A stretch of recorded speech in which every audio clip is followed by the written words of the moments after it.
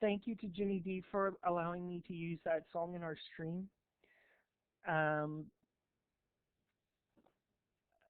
Let's just get to our players. Let's get to our players. Welcome, everyone. Welcome to the stream. Now, if nobody is familiar with who these lovely folks are, I won a competition to play in a D&D one-shot run by our illustrious Top Hat down in the bottom corner, which brought this amazing group together. So much so that I finished a campaign that I was writing and asked them if they would all be willing to play in my game. And they all said yes. So I decided to make this sort of a sequel, but a bit of a prequel. So we're going to start and introduce our players. OddSonDamian, if you wouldn't mind introducing yourself and who you're playing today. Thanks. So my name's Damien, I use he, him pronouns, and today I am playing the Bard Bulger as Sparta. It is every inch and a half old, but his father was a halfling, so those inches only come to about 3 feet.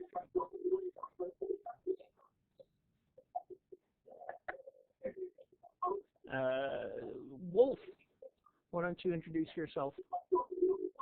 I am the DM Wolf. I use he, him pronouns, and the Warlock Cleric Earthos. Cool. PsyMerc. Hi, I'm PsyMerc. I will be playing the Todd, who is a human drunken monk. Awesome sauce. Top Hat, do you mind passing me the top hat? Hang on, it's coming from, yeah, there. You mind passing that to me?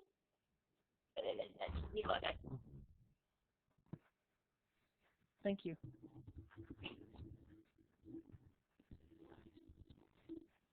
I don't think it fits. And I think there was something lost in translation. No, you can have it back. Okay. Thank you. Sorry. Introduce yourself and your character.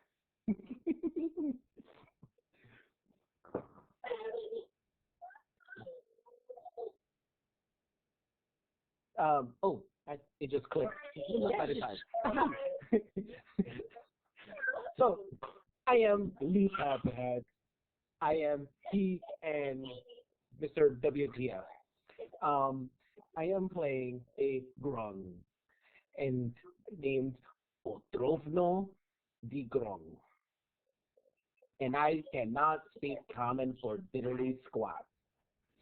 So if you do not hear me say a word, that's why. But I will be speaking, just not in common. Oh boy. And I am a fighter monk, specifically fighter drunken monk. Well, let's see what chaos was happening today. I am all for the shenanigans, but I do believe monks have I do believe monks have a special ability where they can understand language. I'm not at a high enough level for that. But I think PsyMerc is. Let's see. Dragomir, why don't you introduce yourself, my friend? I am Dragomir the Cleric. Actually, it's Dragomir the Drunken Cleric, and after military service and a bit of time at sea, I became a brewmaster who owns a tavern. I spend a lot of time drinking.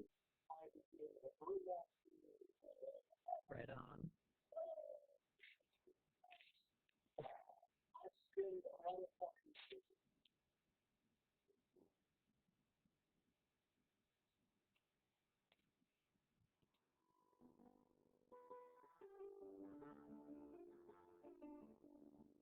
You're muted, boss.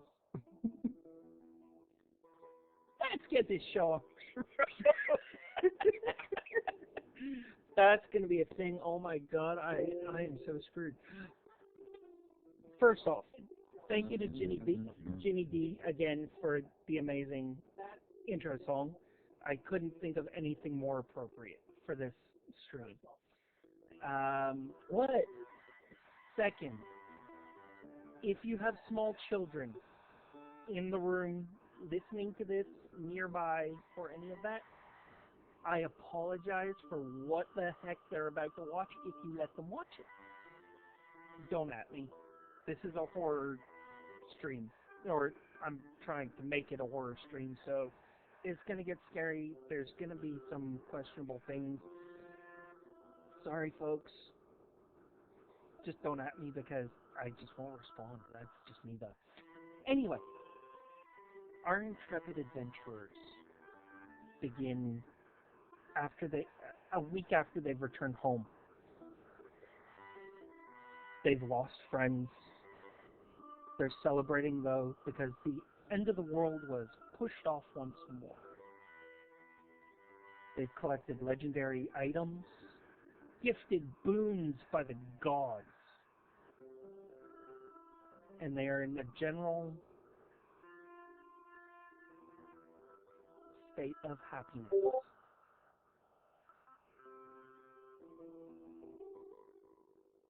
So today you find them in the tavern, celebrating. Yeah! Sorry, I have been off. I will eventually be able to speak today. Just breathe. Sorry, folks. If you haven't guessed, this is my first stream. That's the fun one. Here we go. Where everything goes wrong. Yeah. And then you learn how to do smooth it. sailing from there on out. Yeah. Anything I was a nervous wreck. Those little laughters at the end were my nervous laugh. So, you guys are all celebrating. You're having fun. You're drinking. You're eating. And your friend Perrin excuses himself from the common room and walks away. Just as the Burgermeister of the town stands up and he gives this flowery speech.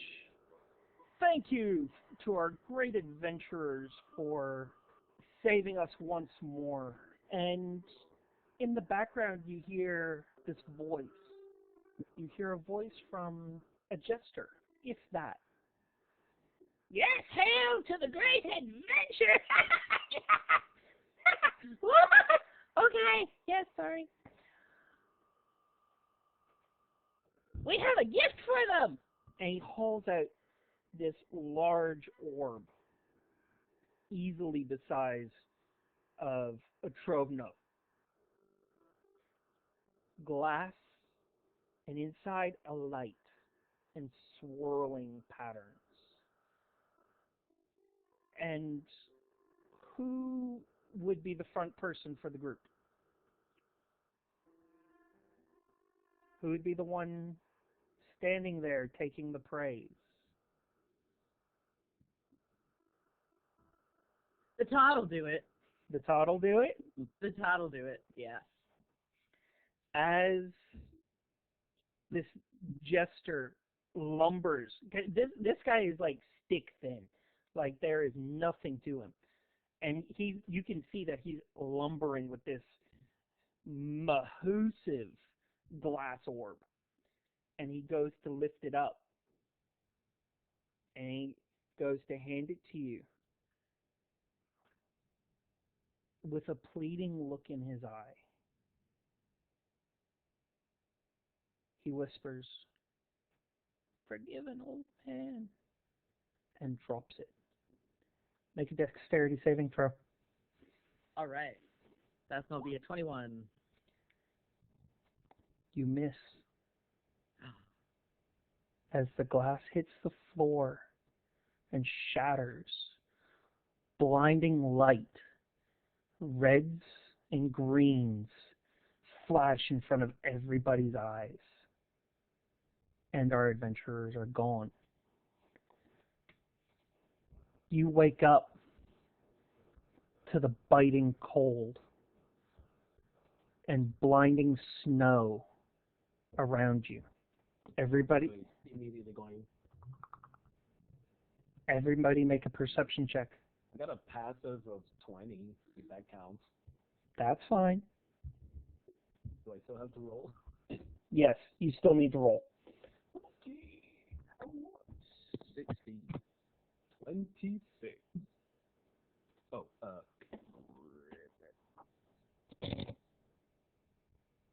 you got this, buddy. There we go. Yeah, let's get Wolf back to where he's supposed to be. We don't want two PsyMercs. There we go. You sure? Why not? That's just going to get confusing for me, let alone all the others watching this shit. So, PsyMerc, Trovno, Wolf, you see in front of you a large clearing. And like I said, you feel a bitter cold. A cold so extreme you actually taste it. Where this building in front of you is built, it looks like it physically goes into a mountain.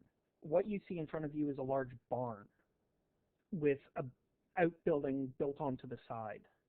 In the distance, you see the top of the mountain, and you hear the dull rumble of thunder, but there's not a cloud in the sky. And then you see what looks to be a tree move on the side of the mountain. It bends, and you see it reach up and grab the top of the mountain. Up over the backside of the mountain, you see this head just loll into view. This massive lupine head. And you all hear and you feel in your core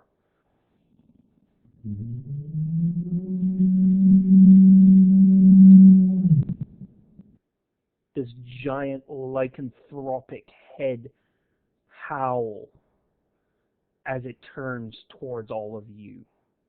What do you do? Grog? Hey, I know, there, right?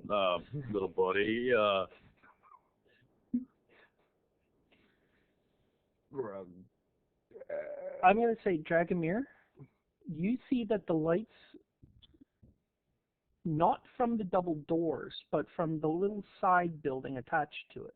You don't, however, see any smoke coming from the chimney. Well, what's that there?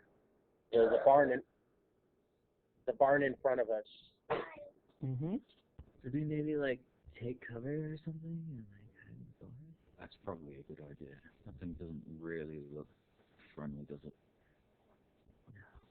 I don't think so. And it kind of reminds me of this rabid dog I knew once, but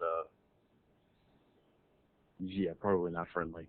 And you see this thing start to stand up. And as it does, it's using the top of the mountain as leverage. Bomb. No. Yeah, the Todd's just gonna like with that monk speed. Mm-hmm. Okay. Look at now. When I notice everybody's booking, I'm just hopping.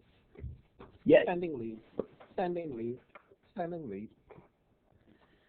As you come into the building, you see tools. You see workbenches.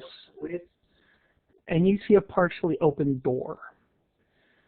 But the thing that gets to you the most is the smell. As soon as you walked in, the darkness inside enveloped you. There's no light for some reason. You see the shadows of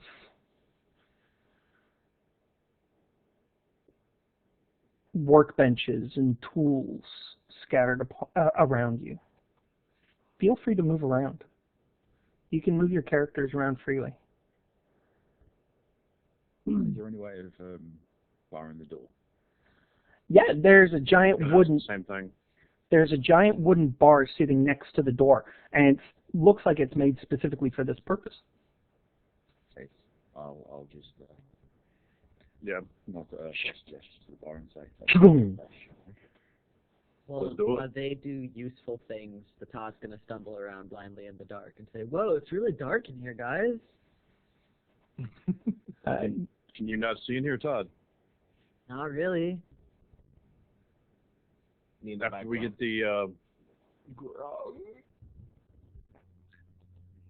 the bar in place, I'm gonna walk over to both of them and individually cast light on each of them. Okay, so how much light does that actually give? Light produces I want to say 20-foot radius of And then an additional 10-foot dim, I believe. 20-foot dim. 20 foot of bright and 20 feet of dim? Yep. Oh, much better, thanks, man. Oh, hang on, it's going to get better.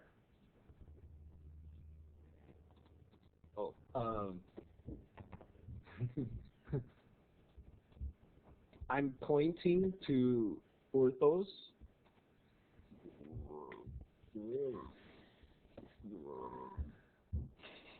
You touched my shoulder or wherever you touched me. Yeah. Is Earthos wearing gloves? Closed flash. Brothos has on enveloping like armor, so yeah, he's completely covered. Okay, you're okay for now. When you come into the room, the stench of rotted flesh fills your nostrils. A combination of sour milk and rotten eggs. The smell is so strong you can taste it at the back of your throat. Okay, Earthos, I'll get you to stop there for a moment. Yeah. I would like you to make a perception check. While he's doing that perception check, I'm assuming this is a pillar. These things. Which things? This thing. No, Squares. those squares, if you zoom in, those are toolboxes. Oh, two of us. All right. That's why there's one on each table. Then, while he's pretty perceptive, I'm gonna standing leap and stick to the wall. And Spider-Man does my little movement, like. Mm-hmm.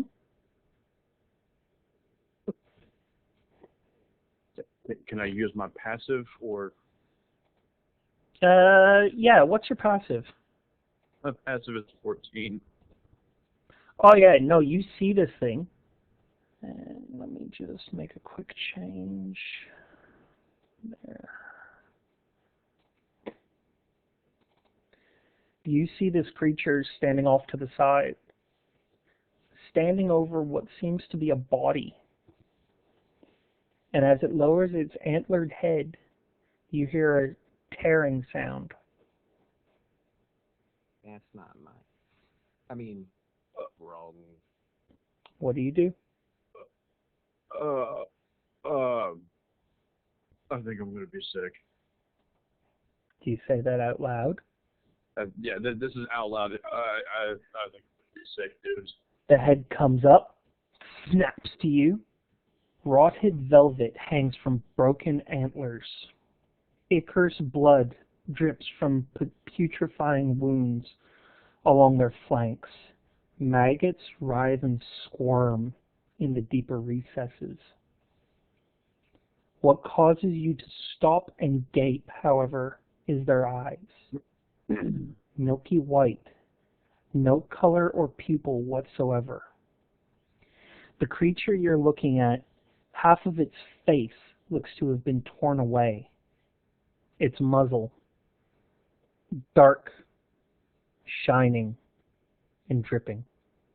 You see laying at its hooved feet a creature of similar description, not rotting, but definitely not alive. As it stands there, staring at you, you hear a tearing sound coming from off to the side. What would you like to do?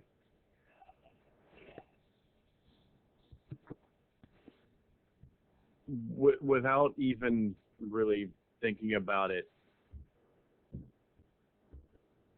Eldritch Blast. Just, I want to make this thing go away. Roll initiative. Everybody roll initiative. Get to roll with advantage thanks to my Cemetery of Warning. That's 19 and a 20. 13 on the initiative. Can I go ahead and roll the attack before we get into the initiative, or? Yep, let me just get into what I need to get into. Okay. Okay, so Trove knows 11, 12, 15. Meadow is 25.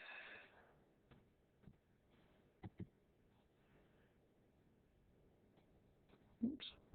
8. And Wolf was 13? Yes. Okay. Caffeine finally kicked in, and I'm like,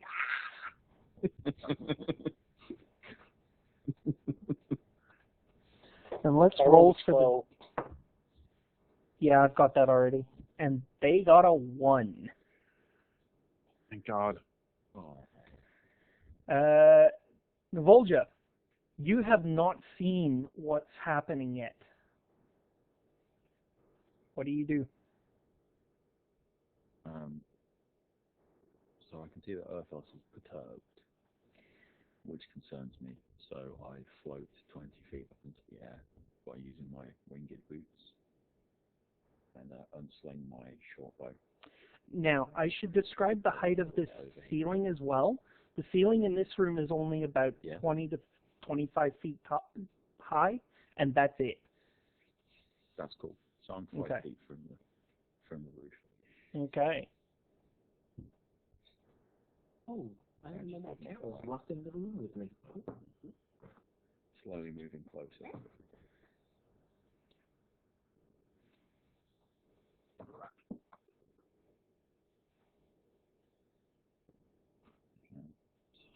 I'm going to use my action Yep.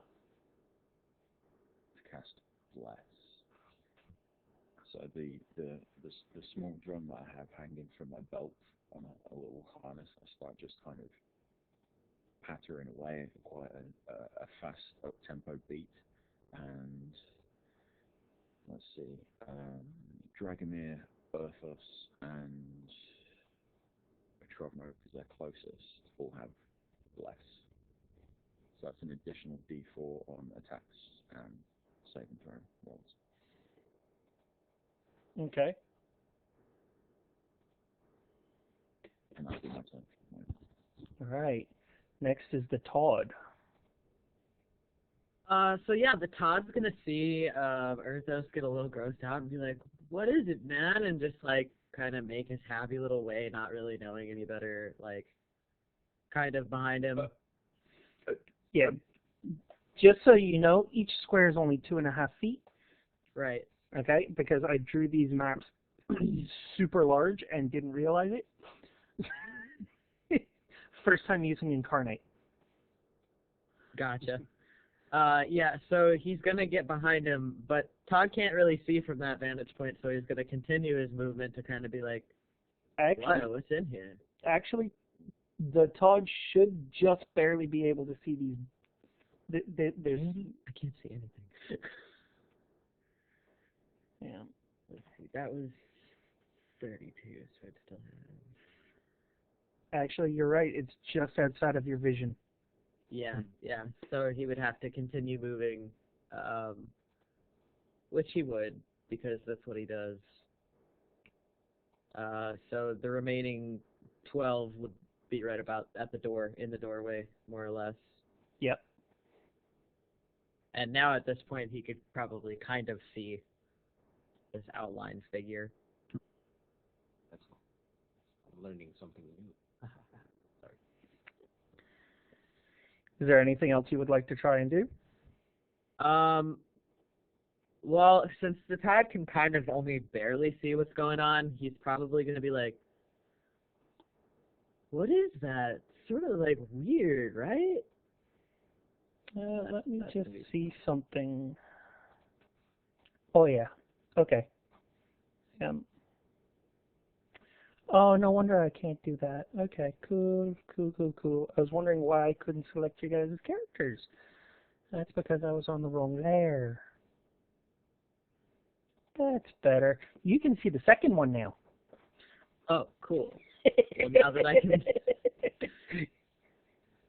Now that I guess I could see something else. And you see this second one bring its head from the belly. There's another body in front of it as well. And this one is a humanoid body, very small. And as it brings its head up from its belly, you see this long string of flesh hanging from its jaws. And it's just slowly chewing. All right. So seeing that, Todd's gonna go ahead and throw a couple darts at it, because that's kind of gross. That's not cool. Roll to hit. Don't eat people, man. First hit's only gonna be 14. Yeah. Let me check. Hits. All right. Second one's 27. Oh yeah, definitely hits. So first damage is 8. Just so that I know, which one are you hitting? The one. So I'd be hitting the one that's more in my line of the one that I can see. This one? Yeah. Okay. So that was 8 and 7 on the damage. Okay. Yeah, you give it a solid whack. And then yeah, that'll be my turn. Okay. Erthos. You said you hit it with an Eldritch Blast right away. Yeah. Okay, how much? I rolled. I was gonna say I rolled it. Roll 3. Yep. that's fine. 15, 25, and 29. The 29 being a natural 20. Yep, all hit. Now, just so that you know, I work my natural 20s a little differently. So you automatically do the maximum amount of damage, okay? I would like you to roll your dice as well and add that on top of it. Okay. So for that one, it would automatically be the full D10. And just roll another D10 on top of it. So the first one is 1. The second one is 3. And the third one is 11. 1, 3, and 11. Mm-hmm. Okay. This thing is looking seriously, like, it was looking horrible already. It is looking a lot worse now. Like, there's bits falling off the, like, you, where would you have hit it? Honestly, it would have just been a reaction just Okay. to probably wherever I'm able to see at the moment. Okay, so you and Todd can see these dark. What color is your Eldritch Blast? What color do you have it? I actually haven't thought of that. It'd probably be a green, greenish yellow. Todd, before you threw your darts, you saw this thing start to be outlined in this sickly greenish yellow flame that licks up the side of its body and its head. And with your hits, it's starting to look really rough. It's half of its jaw has fallen away now, and it's not too steady on its feet still. So Earthos, if you wouldn't mind going ahead and taking your actual turn now.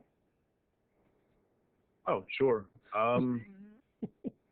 Sorry, I should have resolved the surprise round first. No, totally fine. Had not considered.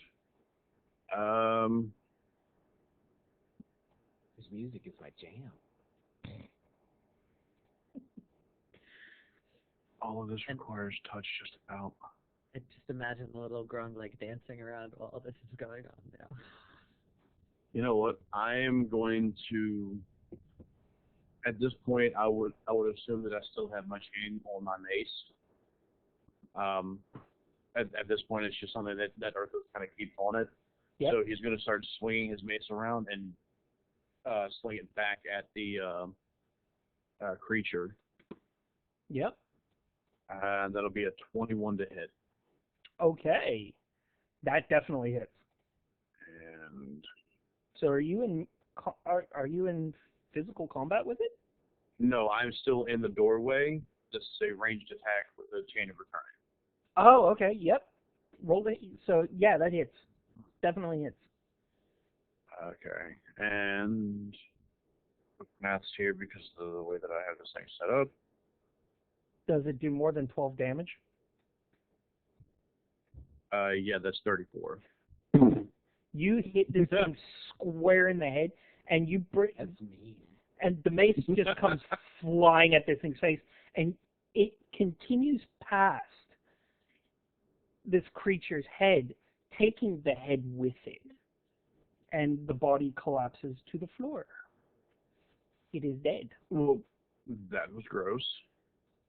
With a sickening plop, the body just sloughs off the bones and the pieces. And as you bring the chain of returning back to you, the ichor and the goo that was this thing's head comes with it partially. Anybody want a trophy? I'm good. Yeah, thanks. Yeah. I mean, you never know when you might need it. Like, there is nothing left of this thing. Yeah, it's just, at this point, just kind of like flicking it off the face.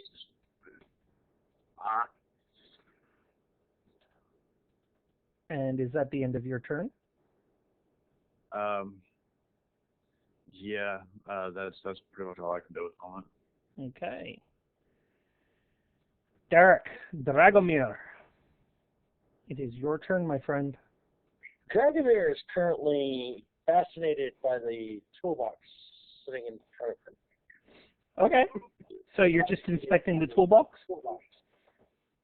If you're just looking at the toolbox, yeah, you see all these amazingly worked tools, master-crafted in of themselves.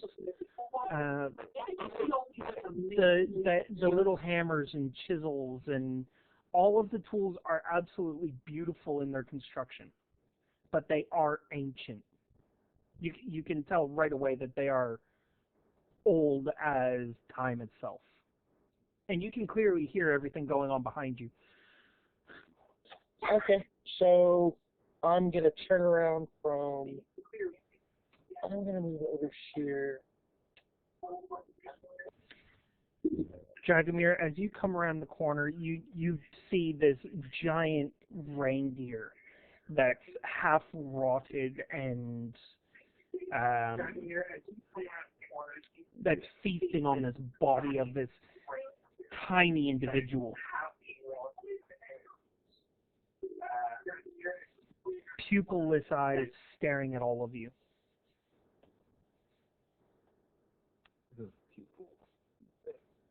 Yep, definitely hits. So 18 for hit,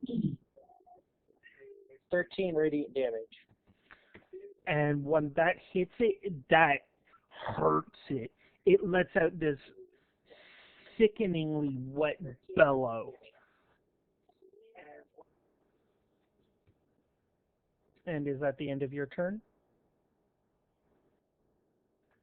And with that, I'm going to end my turn. Okay. And with that, I'm going to end my turn. Yeah. Otrovno. Grung. So, I'm like Spider-Maning this thing because of my cloak of arachnid. So, and gonna standing leap from here. 25 feet. There you go. Gonna stand up. Whee! And then another 25. Well, not 25. Another jump. Actually, no. Too crowded. So you said it was 20 foot high? The ceiling in the first room has a 20-foot high ceiling. The second room has a much higher ceiling. Okay. So I'm here, but on the wall, upside down, on the ceiling, trying to take a view. Okay, And, yep. So the room you're in now, that has a 20-foot high ceiling, yes. Okay. Because I'm wondering, what is all this commotion about? But in there, it's wrong. And just wondering, like, what's going on over here? And, and you see this, it is lit up like a Christmas tree. It is bright as in there with the radiant damage. Because Guiding Bolt, I do believe, also gives the next attacker against this target advantage. That's what it does? Okay. Yeah. Now, just so everybody knows, my players are allowed to metagame. However, if they metagame, they have to take the next roll that they make at disadvantage. I think it just adds to the fun. So Potrovno is like climbing and sees ugly and Apt description. and I'm gonna try to throw a simple. Actually, no. Yeah, I'm gonna throw a simple dart at it because it's like, ew. Yep. So it's like, grung, like, and since I'm a grung, anything that touches my skin is gonna be have a lace poisoning. Yep. So I'm gonna shoot a dart. Shoot the dart. But I'm gonna use my sharpshooter feat. So yeah, Okay. get some. So dart. Can you say with an advantage? Yes. Okay. You've also got a D4 on the attack roll as well from Bless. Well, that's 23 to hit without the bless. Let's put it this way: if you were rolling at disadvantage, you'd still hit. Okay.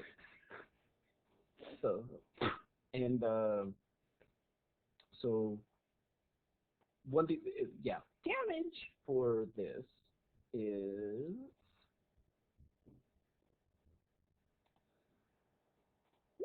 it's 6 piercing damage plus. Oh wait, 25 plus minus 5 to the sharpshooter. So yeah, I would still hit. You said right because it's like 18, 19. Okay, so Yeah, you now still hit. 6 plus 10 because of sharpshooter, so it's 16, and he would have to do a. I don't know, As you throw the dart, it turns its whole body, and you see its exposed rib cage, and underneath you see its what would be what's left of its heart. It looks like it had been half eaten, but it was still beating. As you throw the dart in, it beats its last, and then the whole creature just falls over. Congratulations. Cool. I shake in grotesque grunge, but I speak in primordial, so rock language. It's like disgust. What do you say? Oh, in translation is ew, gross. But I think only Todd understands. Anybody who Actually, speaks primordial does. Oh, cool. There's ways around everything. And with that, combat ends. I touch back down once combat's over and just walk into the room to see what all the fuss was about. Now, I don't have a icon to show you this, but as you come in, and you all would have seen this as you entered the room, you see a sleigh, large wooden sleigh with beautiful brass fixtures, and if you move around to this side where the snow is coming in the open doors and look back at it, does anybody do that? Oh yeah. Yes. You see the word Myar inscribed upon the front. M-Y-A-R. Does that ring a bell for any of us? Who would have knowledge of the planes? The planes of existence. Not me. I'm going to say DM Wolf. I could. Arthos, because of I your could make a religion patron, check. because of your patron, I would like you to roll an Arcana check, and if anybody was going to metagame this, by all means. 13. 13. Unfortunately, this is not a name you recognize.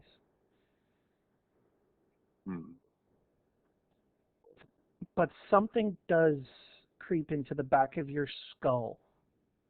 An old folk tale. Not so much the name, but the sleigh itself. And the giant elk that you just slayed on the ground.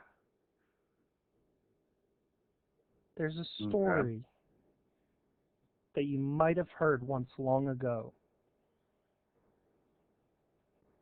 but easily dismissed. You're not sure.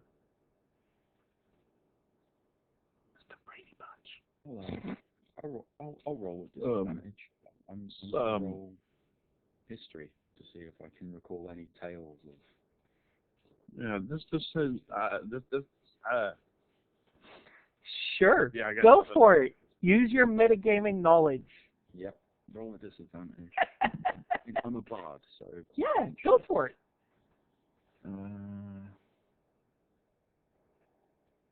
Not great. It's an 11 and a 13, which means I've only got a 13 total. But because you're a bard and you're not actually rolling for knowledge of the planes, you're trying to remember a folk tale. Mm-hmm. You know the tale. An old toy maker who travels at winter solstice, giving out toys to children, not because they've been good, but just because it brings them joy. So I turn to the rest of the party and relate this tale and just sort of ask, is it possible this is more than a story? Have we been transported to some mystical toy maker's workshop? I mean, that old dude had that globe that dropped in front of the Todd. I mean, I thought all this was a kid's story, man. Like, this is... Those things were not... Those were not... Were they? And I don't remember them in the story. Not that version of them. Does anybody go to investigate? I jump. Hint, nudge, push, poke. The word Maiar, is that in a particular language? Is that common? Is that anything that we'd recognize? It's something you recognize, but you're not sure of the dialect. You know it doesn't. It's not common because it's not from your plane of existence. Okay. It is from another plane of existence. Would the Todd know what it is? Roll a history check. If you want, you can use your metagaming knowledge. Nah, this is already going to be bad enough. Oh. Well, I actually rolled an 18. Maiar was an ancient town from long ago on another plane of existence. In your studies at the monastery, those that you did attend, you've heard of the plane of existence. You don't know where it's located spatially towards yours, though. Okay. Todd would relay that. So who investigated the bodies, as it were, or the mush? Roll investigation for me, gentlemen. 21. Oof, yeah, you can read. That's fine. Okay. I got 11. Very nice. I got a king say.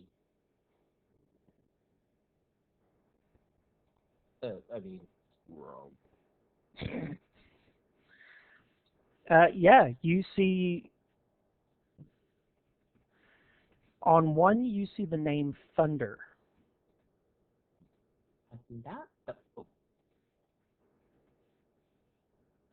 Okay. And the other you see the word Flash.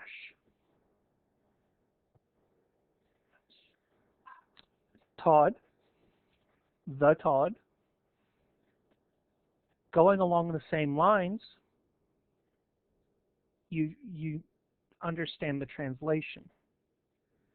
These would be called Donner and Blitzen.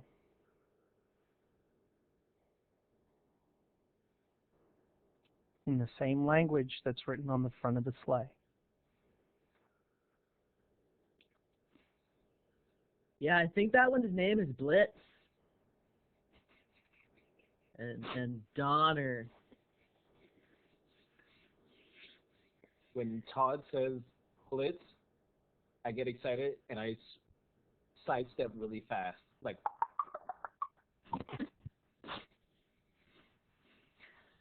As you look around, you do count the different stalls around you. Navolja just says, I wonder where the other 6 are. You see 3 of them. Their bodies laying half devoured. Are those including the 2 that we killed, or? No. Those are not including the 2 that you killed. It looks like these 2 didn't, the other 3 didn't take. What affected the 2 you killed did not affect these others. 5 dead and 3 unaccounted for. Dead elemental primordial wind noises.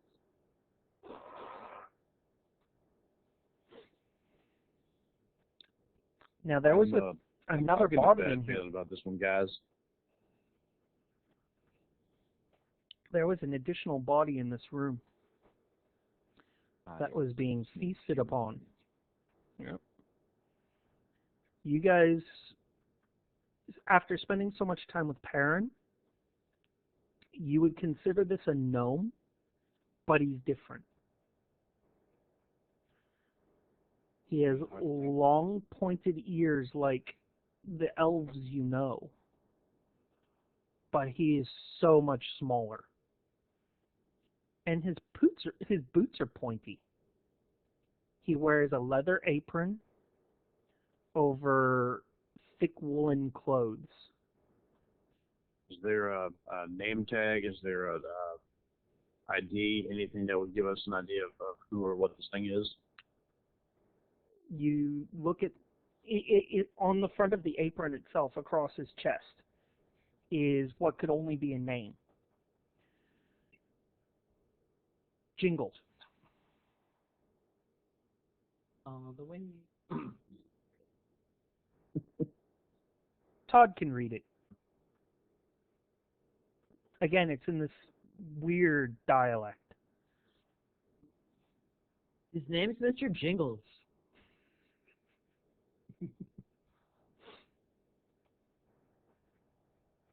And at the back of the room, you see another door.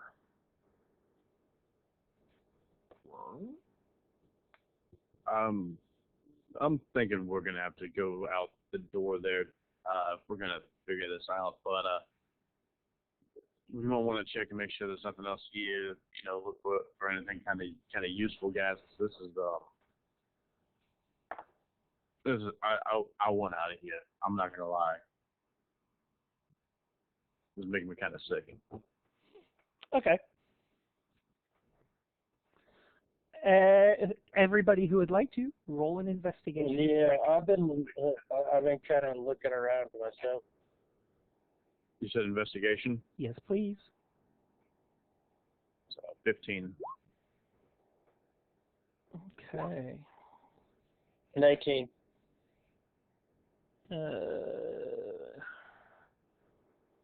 Meadow?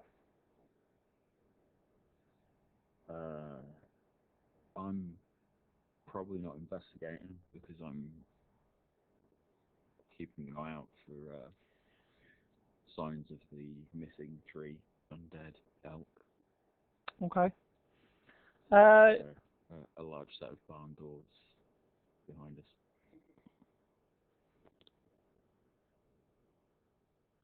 You do find a small statuette.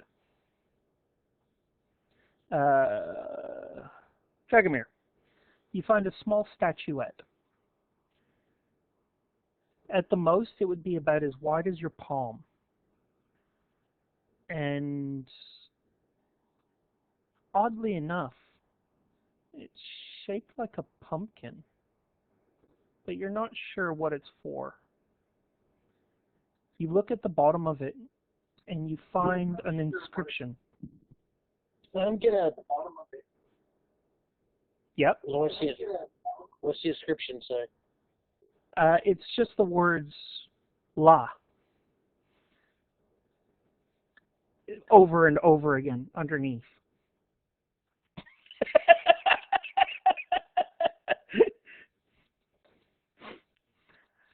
Okay, I have on my mind. Yeah, no, that's I'm fine. gonna put it in my bag and see if we can use it later. No, I'm seeing that there, dude. I'm seeing that. You're gonna take disadvantage at your next D20 roll. Yes, you. I warned you. I warned you. I cannot. Okay. Me? No, not you. Not you. I warned you. Top Hat. I warned you. Sorry, folks. Top Hat is gonna have disadvantage for his next D20 roll because that was metagaming. And I warned you. It was not metagaming. It was fanboying. Doesn't matter. Would you like to share with the group?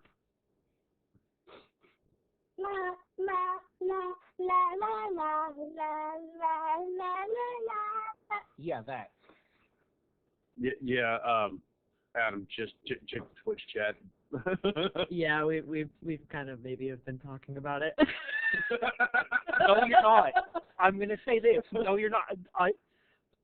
Okay. Fanboy moment here. Liam O'Brien did such a good job of it.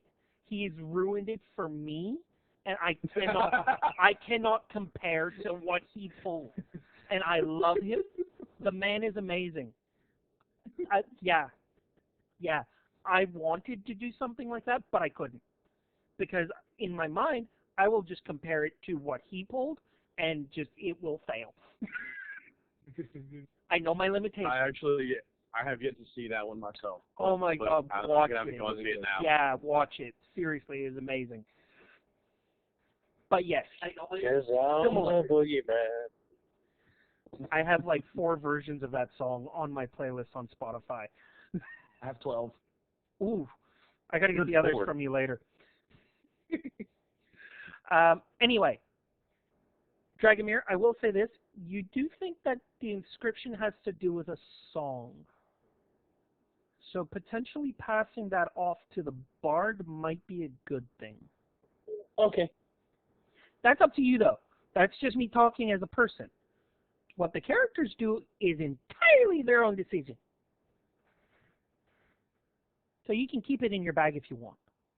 But yeah, it was just discarded on a bench off to the side. So what would you guys like to do now? Well, before we head outside, I'm going to pull a small mug out of my bag, and I'm going to use a cantrip that is a homebrew cantrip called Create Coffee, just to warm up because it is freezing in here. Yeah, it's cold. Yeah, all you hear is Otrofno going. Otrovno, There we go. make a Constitution saving throw for me. Yeah, I came back and copy myself. I didn't know there was a homebrew though. And I'm gonna give the pumpkin to the bard. You're going to give the pumpkin to the bard. Okay. 16.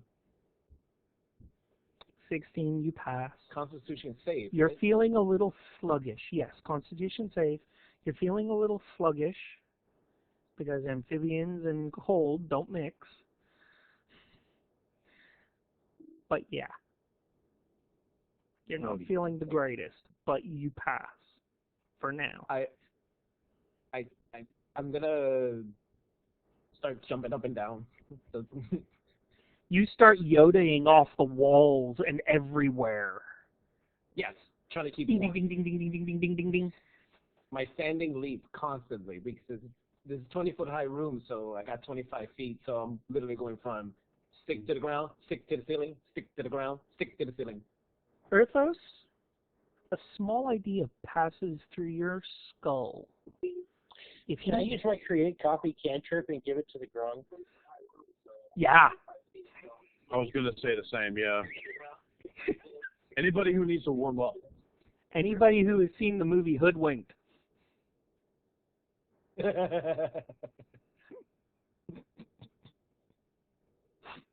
What about it? Maybe you all should stand back.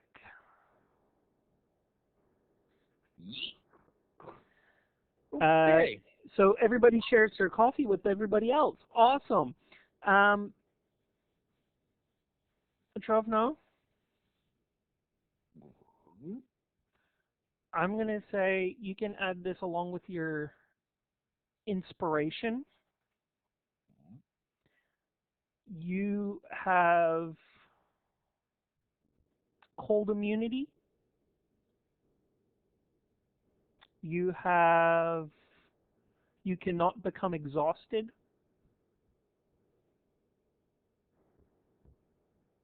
Due to any spell effects. Thank you. Everybody else, you all have resistance to cold.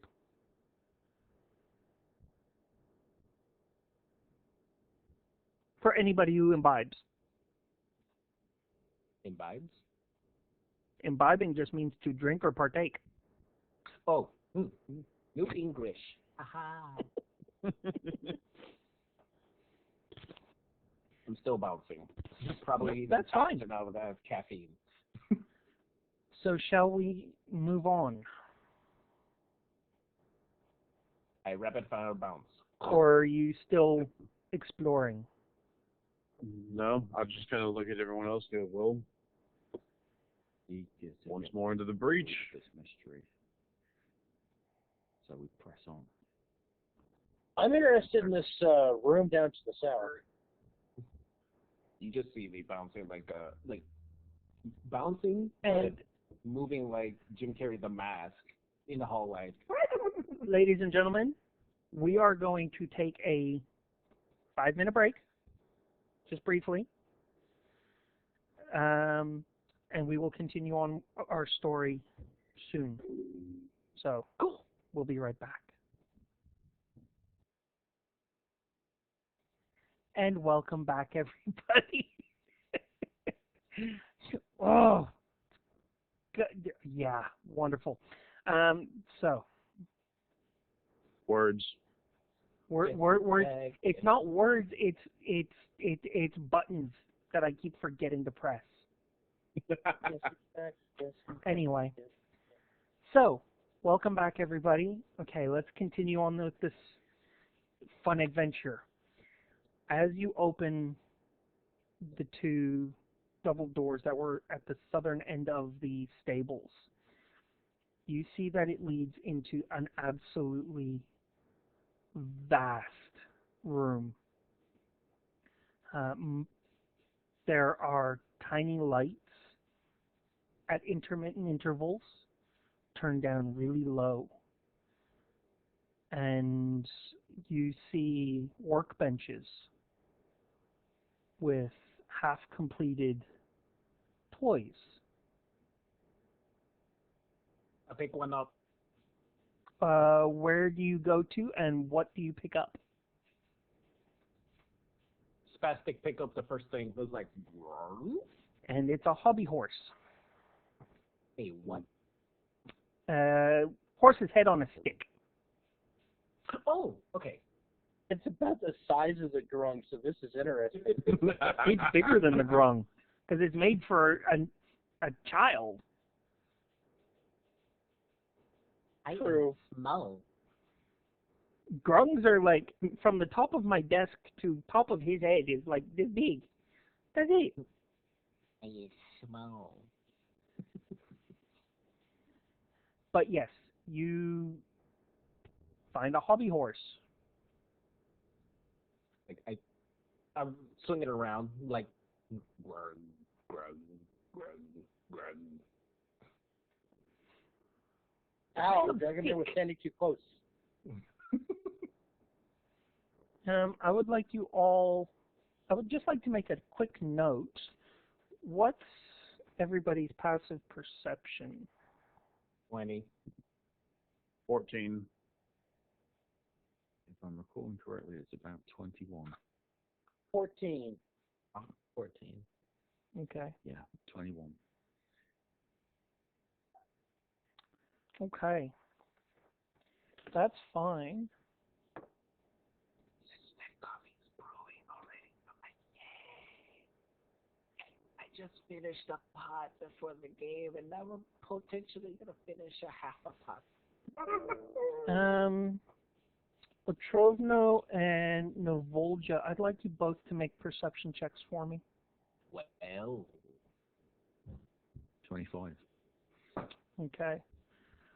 Novolja, you see movement out of the corner of your eye. Which direction? To the south. Okay. So I kind of wave my hand at the earth and say, "There's something in here with us," and point towards it so that everybody has a rough idea of where they're looking. And I'm gonna move closer.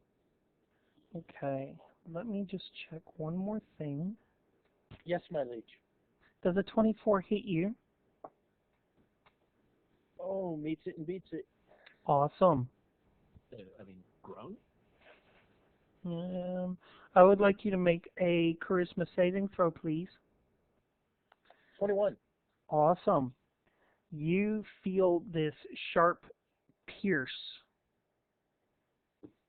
at your ankle. Owie. And you look down and you have taken 7 necrotic damage. Sorry, and you should have taken so 21 minus 6.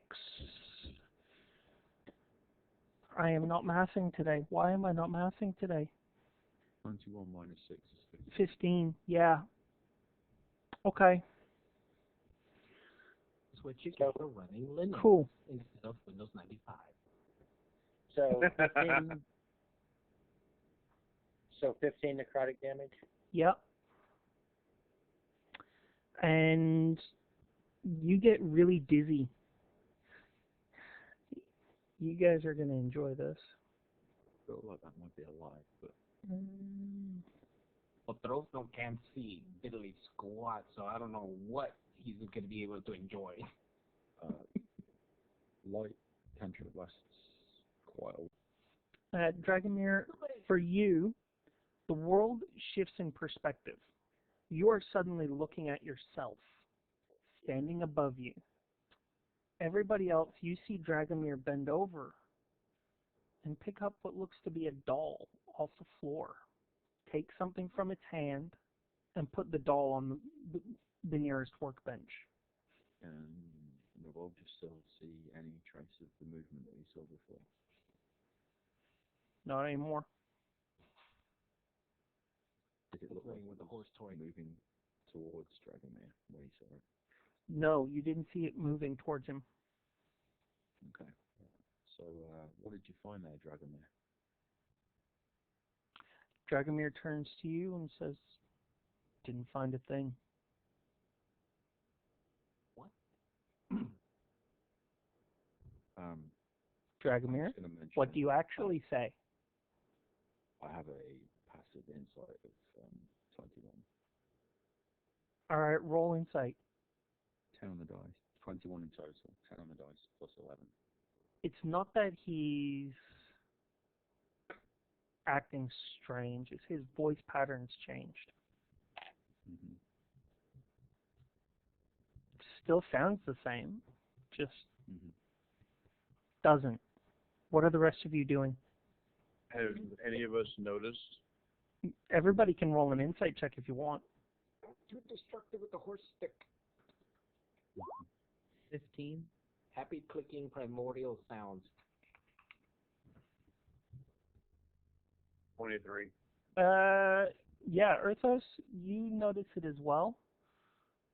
Dragomir seems a little unsteady on his feet. That tipsy sway. Not drunken. It's almost like he's not used to a body so large. Dragomir, I would like you to roll a Constitution saving throw for me, please. Well, the guy saved me. That was an 8. Yeah, no, that's fine. You can look around, but you cannot move. You're literally just staring up at the ceiling. But everybody sees Dragomir just start to walk away from where he was standing. Dragomir, my dude, are you okay? Dragomir looks to you and says, I'm perfectly fine. Thank you for your concern. I move over there and say, can I see what it was that you picked up there? Oh, it's just a broken toy. Can you give me that thing that you just picked up? It's just one of those dolls, and he points off to the side at one of the dolls. Yeah, you said that you took something out of the doll's hand, right? Yeah. Yeah. And because I was just across the way a little bit, I have a very high passive perception, I assume Yep. you would have noticed. Yeah, the thing that you took from the doll, Dragomir. And he holds up a silver needle. Okay. It just so happened. Can I have a closer look? And I just sort of reach out as if to take it from him. Yeah, he hands it to you. Okay. And it just looks like a silver needle. Yep. And I take it a 13 doesn't hit you? No. Okay. I'm gonna make However, my way. I'll just point out with the scimitar of warning, I can't be surprised by attacks. Yep, no, that's fine. You look down and you see a teddy bear moving. I would like to try and kick the teddy bear away. What kind of Chucky thing is going on here? Let's roll initiative, folks. Before we do, if I may, Yep. I was also going to walk over towards Dragomir and realize it's not quite right. Pull out a small pouch from my side with some gem dust in it and cast Greater Restoration on Dragomir just to see if it does anything. Let me take a look. No, it does not. It's pretty. Sparkly.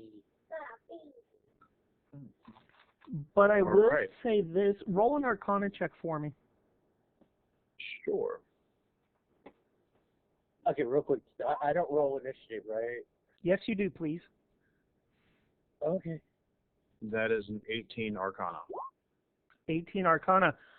Although a Greater Restoration may not have worked, possible protection from good and evil might. Good to know. So we've got our Trovno at 9. We've got Dragomir at 15. Stuff on the table. 20 total. The Todd has an 11. And the Volja has a 20. Yep. And 12. what about Earthos? 12. Cool. And let's go for these guys. I don't have that spell. Sorry, I think I have something that might help that I was going to do next anyway. Okay. Why did it go 154 for Dragomir? I took 15. That's better. Volja, What? Excessive. Yes. you're first. So this needle that I have in my hand, I'm just shot in the dark. I cast the spell magic on it. Describe how your spell initiates. So it's verbal and somatic. So I just start again with the drum that's hanging from my side, sort of just a faint pattern on the drum, as if I was trying to simulate rain on a window pane, and then just start whispering a charm to banish magical presences over the needle. As your spell goes off, it doesn't take. Doesn't take. Nope. It doesn't catch your target. Okay.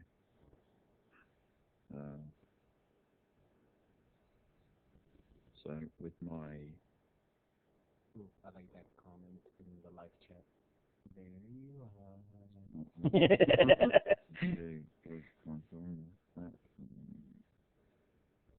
Have to do this.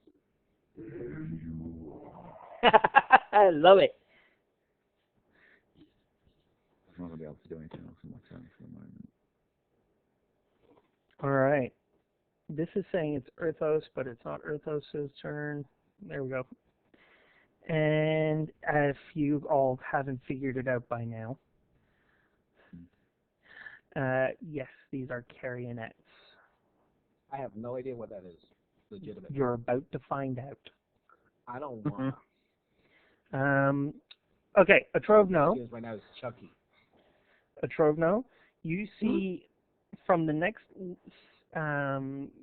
group of workbenches across from you, you see one of the dolls stand up, jump down off the table, and let's see if she can make it to you. Oh, plenty of room. She runs under the tables, right up to you, and she is going to attack you with a 20 to hit. Shield. Okay. So we actually see shield. So what does that boost your... To 24. To 24? Okay. Awesome. Because you said I see it coming. So, oh, yeah, no, you see her coming because she is not pretending. She's not... Yeah, nah, she is just charging at you with this silver needle. Yeah, because I'm trying to play with these toys, and next thing you know, I see this little weird dog go like... I'm like, no. Earthos. You see another doll jump up and come charging at you. And they're going to do the same again. Okay. And that is a 19 to hit. Misses. Okay. Dragomir. Yes. What weapons do you have? What's your strongest weapon? I do believe Willem is my strongest weapon currently. Okay. But it's stored in my bag so that the attunement disadvantage doesn't take a hold. Well, what weapons do you have on your person? Currently equipped is the Hellfire Warhammer. Perfect. Even better. What's your strength modifier? Like when the DM says, Play. 2. no, it's not. 3? 2. 2. Okay. Does a... Well, a 9's not going to hit Navolja, is it? Nope. Okay, that's the end of their turn. And Navolja, you see Dragomir whip out his Hellfire Warhammer and swings it at your head. And you get out of the way just in time. And I'll call out to the others. Dragomir appears to be possessed. And it's the final one's turn. And I have this spell that can fix me. does a 22 hit you, Navolja? Yes, it does. You are going to take 1 piercing damage. plus 7 necrotic damage. And I would like you to make a charisma saving throw, please.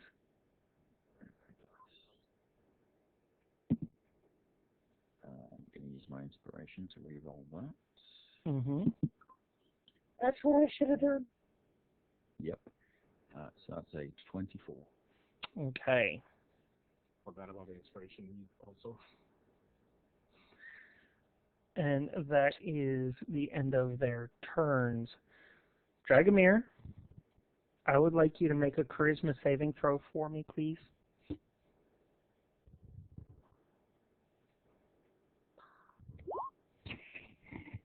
Okay, I'm going to use my inspiration to reroll that. Okay. Better. 24. You become dizzy once again, and Navolja, you notice that Dragomir's body stumbles and drops to one knee. And the doll that's over here all of a sudden jumps up. Okay. And Dragomir, you are no longer cursed, and that is the end of your turn. And what is your HP, Dragomir? Sorry. I'm down to 128. Unless I continue to take damage, in which case I'll need to recalculate. Oh. Is necrotic continuous damage? No, you're no longer cursed. And Okay. Urthos, it's your turn now. Because that, unfortunately, that saving throw took up the rest of, was only capable at the end of Dragomir's turn. Okay, so what am I seeing around me?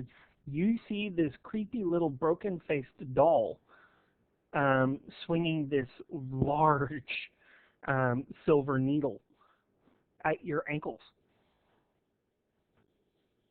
trying to stab you in the knee with this thing.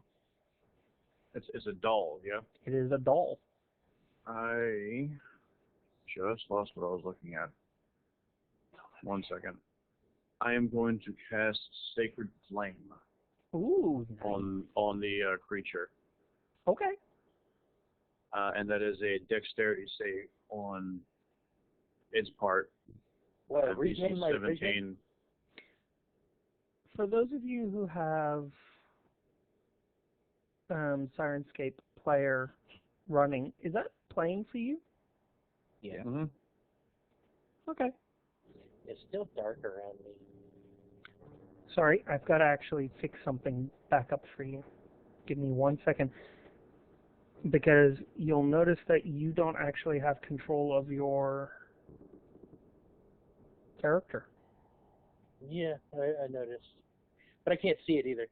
Yeah, no, that's because I took control away from you. Mine. There you go. You should have it back now.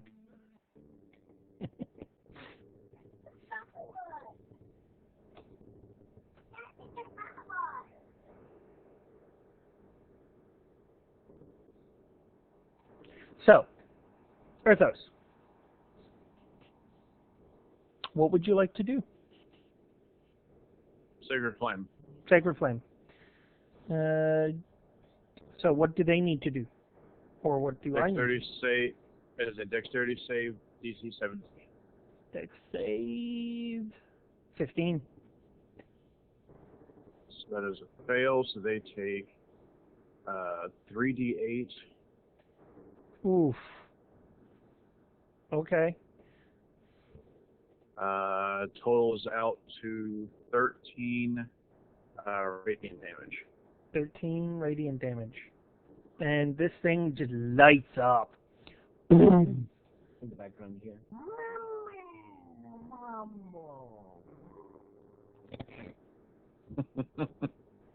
What you do here is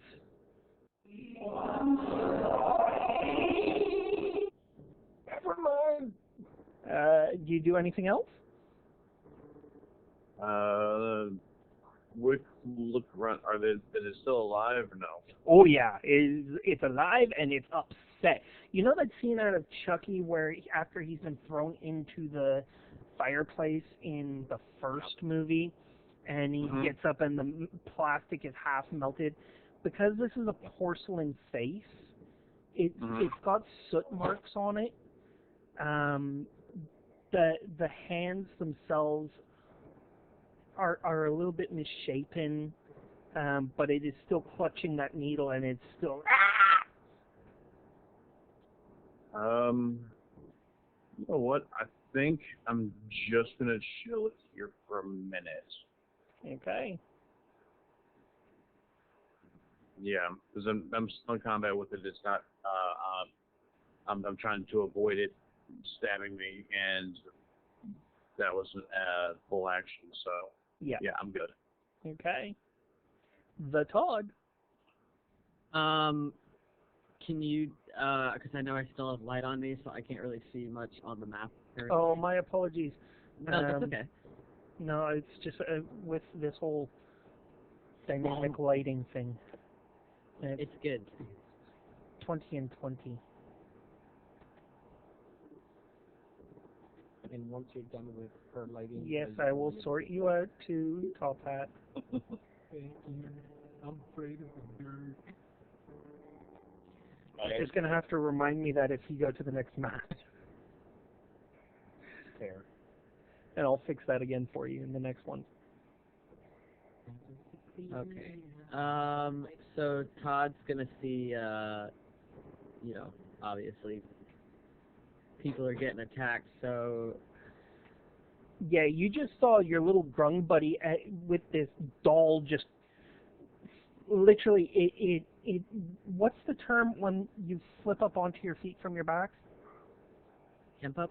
That's the one. You see this little doll with this half a head of blonde hair, and it literally just kip ups on the table, jumps down, and just charges at the grung. And is the grung here? I'm pinging it on the map. Yeah, the grung buddy is here. There. Okay, got it. And you see one go for Earthos here. And I'm not going to say that you can see the others further down here. That's totally fair. So yeah, Todd's gonna get on the other side of that little one that's on our grung friend. Yep. And that wasn't very nice. How dare he? That's my grung friend. Nobody attacks him. Todd's gonna do some unarmed strikes. Awesome. By all means. First one's 17. I believe that hits. Second one's 9. Oh yeah, hits it. It definitely hits it. I will also, I'll hold bonus action for now.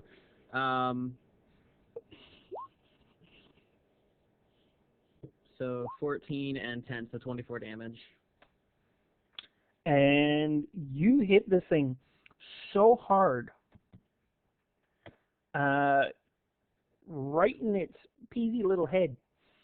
You actually feel the porcelain crack under your blows. If it's still up, I'll use my bonus action to Fury blows it. Yes, it is still very much up. Yep. Cool. Next one's a dirty 20. Hit. Next one is a 18. Hit. So it's going to be another 20 damage. And it is still standing. Okay. That is Todd's turn. Okay. Otrovno de Grung. Am I saying that properly? Yes. Otrovno. At least to what Google Translate says that. Otrovno. What's it mean? Hmm? What's it mean if you're translating it back to English? Toxic. Nice. Ocean. Like that. So the shield goes down. No, I think the shield is up until the end of my turn, actually. One round. So until the start. Never mind. Words. So, so the shield goes down, and I panic punch. So I'm gonna attack. So attacky away. Talker. Punch number 1. Where is my punch? Unarmed strike. There it is. Unarmed strikes. Number 1 is the 12. Does not hit. Okay. Punch number 2, because I got 3 attacks per action. Excuse me. Yep. 26 definitely hits. So, see, my gloves are give me some extra boosts to my hit. So first I do the typical bludgeoning damage for this one punch, Yep. which is 6 bludgeoning damage, but it also you're getting in contact with my skin, so you have to make a save for my grung poison. If you're immune to that, then it doesn't matter. Yeah, unfortunately, your poison when you hit this little doll, because you keep battering it about the body, your poison doesn't actually seem to make an effect. However, your physical blows are absolutely destroying it. Oh, it's gonna destroy it more though, because my gloves are the gloves of soul catching. So every time I do a bludgeoning hit with these unarmed strikes, it does an extra 2d10 force damage. Okay. So, Is there a modifier attached to that at all? to this specific type of damage, no, it's no modifier. It's just as long as I do a unarmed strike and I hit, this extra 2d10 gets added to the total. Okay, go for it. 14. And you see this thing. How do you want to do this? Well, with the panic punches, I miss with the first one, and then I quickly go for the type of attack. And so yeah, I do that little uppercut, and I just punch at your buns really, really hard. Yelling in Primordial is like, and yeah, that's how I do it. Yeah, Earthos, you just hear this little voice going behind you. What did I hear in Grung? Oh, in Grung, they... Or you're speaking Primordial, aren't you? Yeah, I'm speaking Primordial, so, like... Which version of Primordial are you speaking? In Flame. Flame? In fire language, yeah. So it's more like... I was going to say, Todd, you keep hearing the word burn, burn, burn, burn, burn, burn, burn, burn, burn. Now, who's next? Let's see. Well, is that the end of your turn, or is there more? I still have one more attack in that attack action if I just jump around. Okay, so if that thing is gone, then I'm gonna do my standing leap to there. So I'm gonna look at the top, and then just leap. Okay. And with my last punch from my attack action, I'm gonna punch at your buns one more time. Sure.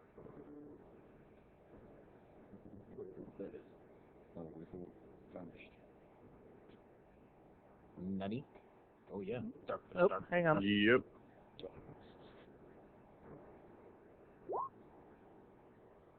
$26 to hit. Where is it now? I think that was my fault. I'll guarantee you it was my fault. Like I said, first time stream, everything that can go wrong does go wrong. It's just how it is. Exactly. Okay, who cast invisibility? Invisibility on top of darkness. Yeah. So I'm assuming 26 hurts. Hit. Yeah, hits. So the There we blessing go. Okay, don't shrink that window. damage. So Don't use it's that option. 10 with my regular fist damage. What? Money? Okay. 10. Okay, 26 hits, 10 regular. Yep. And soul catching glove 2d10 coming up. Kaboom. One. You order one glove of kaboom.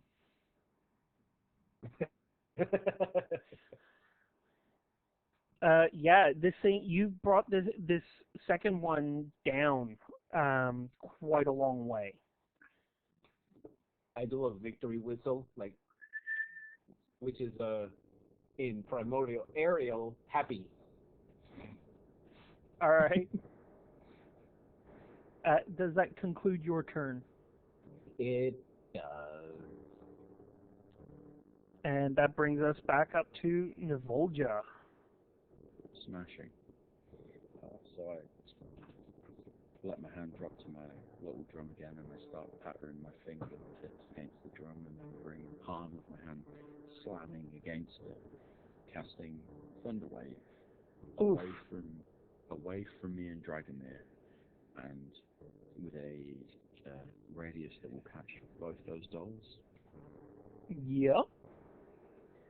So I'm going to need you to give me 2 DC 18 Constitution saves. The angriest of splitting headaches. Mm-hmm. Well, the first one's a 9, Oh, that's a shame. and the other one's a 12. Cool. So just to let you know, casting this at 5th level, which means it's 6d8. Let's see how this goes. 5, 10, 17, 25, 26, 27. I carried insanity points in of the damage, check. Sorry. and they both get knocked back 10 feet. Okay, so what's the total damage? 27 thunder damage.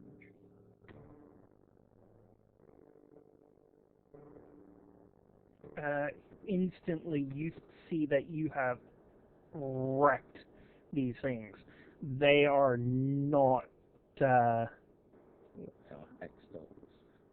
they are not in a good place right now. Oh, they're still there, right? They're still alive, yeah, but they're not. Bonus for my bonus action. I will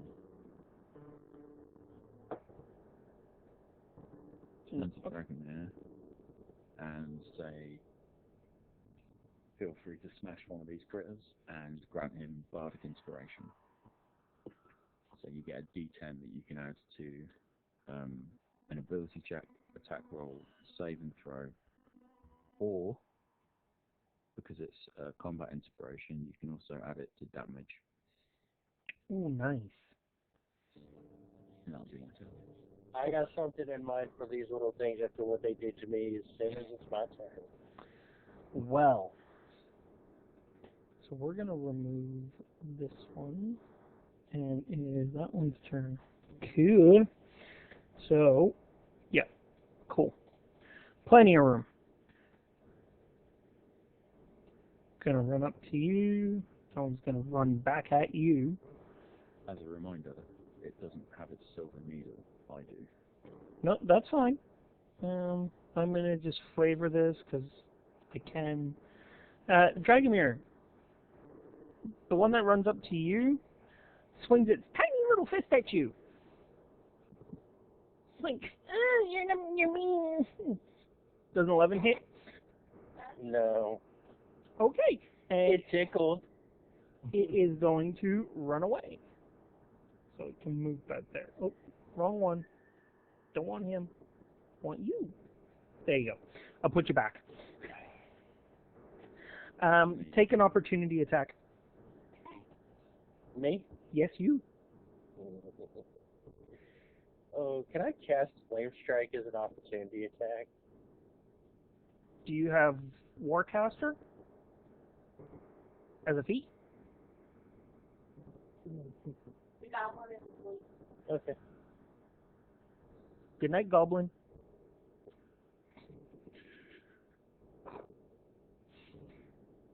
Do you have the feat Warcaster? I'm looking right now. No, it does not look like I do. Okay. Unfortunately, no, you cannot cast a spell as a opportunity attack in that case. But you can hit it with your Warhammer, which would happen to have been in your hand because that's what this thing was trying to decapitate and hold you with. That's right. I'm gonna run. Can't move. It's just a... You're literally swinging as it runs away. It's not your turn just yet. This is an opportunity attack. So I'm gonna take a swing. Just swing for if I hit. Yep, just swing to hit. Smack it in the head. You smacked it in the head. Sink. And you send it tumbling. Go to damage. Are you using it as one-handed or two? I'm gonna swing with both hands. Cool. You do 13 damage. Yeah, that definitely hurts it. Okay, so that's that one. B is going to attempt to hit Navolja. Well, the other one has its needle still. And that, my friend, is a nat 20 for a 24. Okay. So you take 1 point of piercing damage. 12 plus, so that's 18, and 19 points of necrotic damage. Okay. And I would like you to make a charisma saving throw. Does a 26 do me? 26 does do you. As this thing just about plus 10. jams its needle right into the side of your leg. It gives out this tiny little teddy bear growl.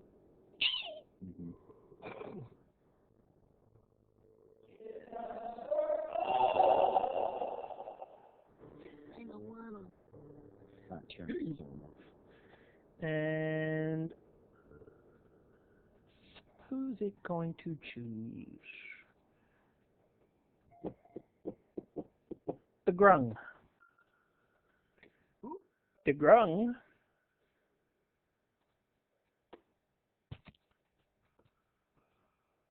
what was that? Does a 12 hit you? A Trovno? 12? Yeah. So as you're standing on the table, you see this little doll in front of you, and Earthos swing up this little needle, trying to just at least scrape your foot. And that is the end of their turn. Dragomir, it is your turn, my friend. I would also like to just get a time check for everybody as well.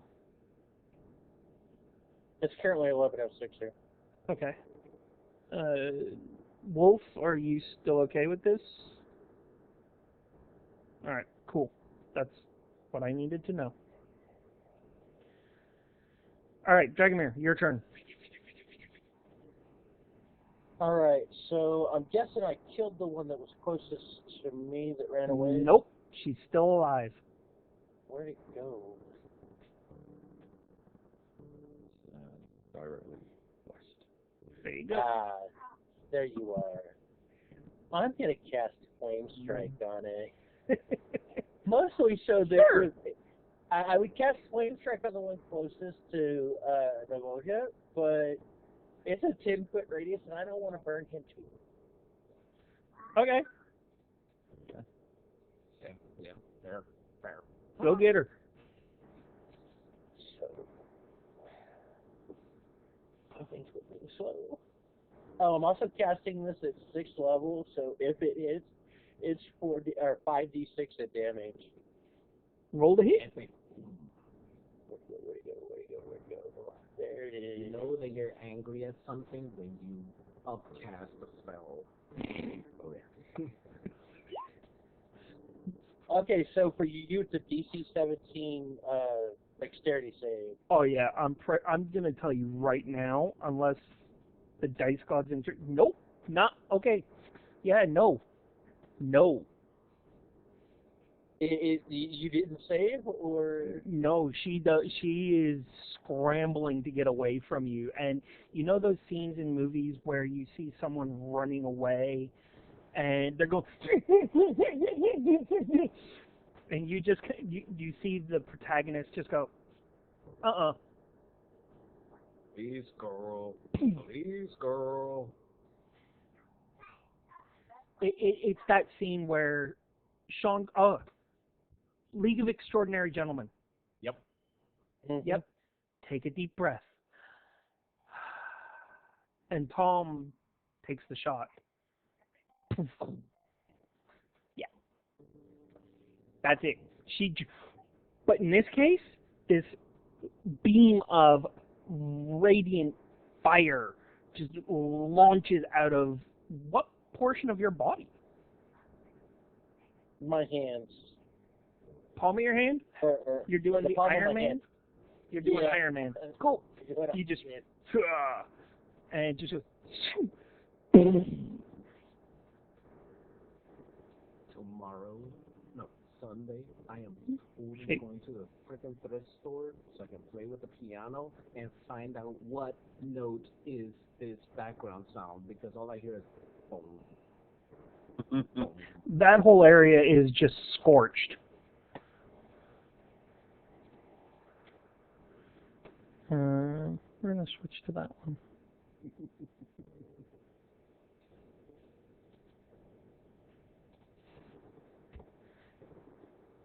And that is the end of their turn.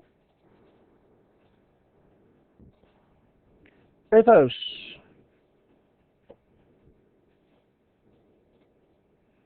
Oh no. Right. With that, no, she is not still alive. You hear this pitiful moaning wail as she just burnt to a crisp.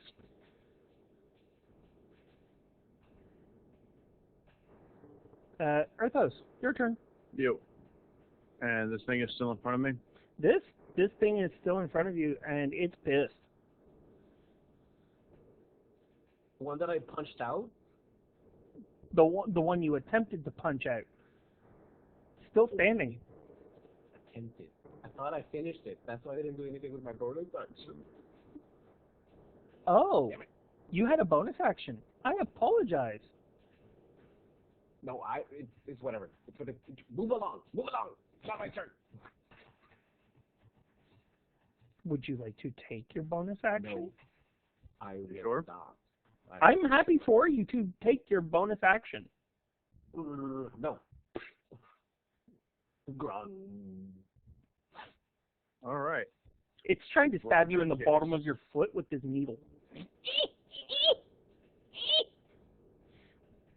In that case, I'm going to cast Inflict Wounds, which just requires me to make a attack roll against it. Melee attack. Spell Mhm. attack.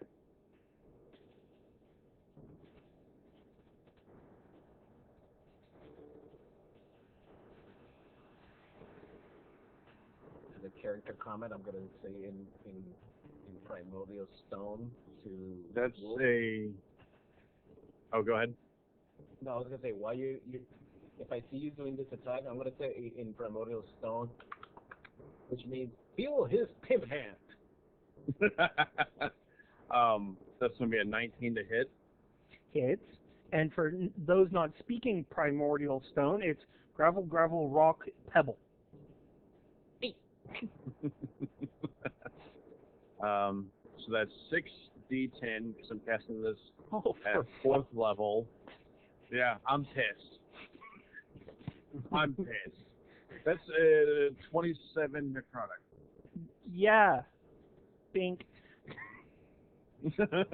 You see this thing's So body. to just reach down and just grab it and just disintegrated essentially. Yeah, you see the aging process of a toy begin.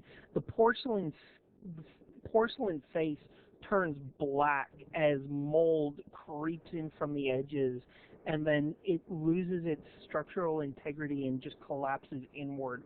The stuffing turns to a gray mush and sloughs away. The only thing left is the silver needle, which has become atrociously beautiful. tarnished and just does not look safe to be picked up. I was gonna say I'm actually going to pick it up and just kind of like stick it away in my pocket. Yep. You can add Needle of Soul Transference to your inventory. Cool. Is that the end of your turn, or do you have a bonus action? So that was a spell. I do not have a bonus action I can cast. Okay. Is there another one still up? There is. Right next to me. It's the teddy bear.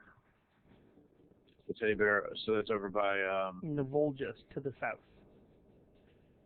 Okay, so I'm gonna try to move. Okay, yeah, I'm just gonna move down to where the village is down here, and that'll be the end of my turn then. Mm-hmm. So the Todd, it is your turn.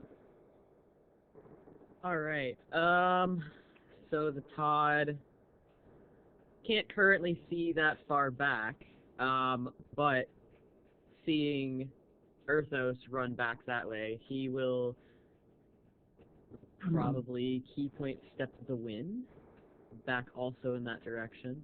Okay. Doesn't see anything else from his vantage point.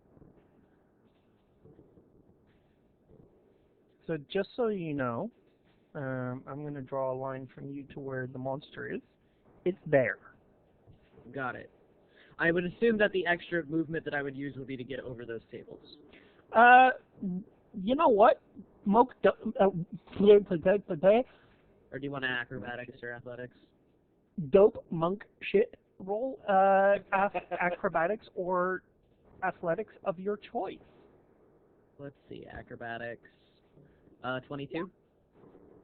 Sorry, I just heard a massive thump from upstairs, and I think my oldest is deciding his room is a jungle gym.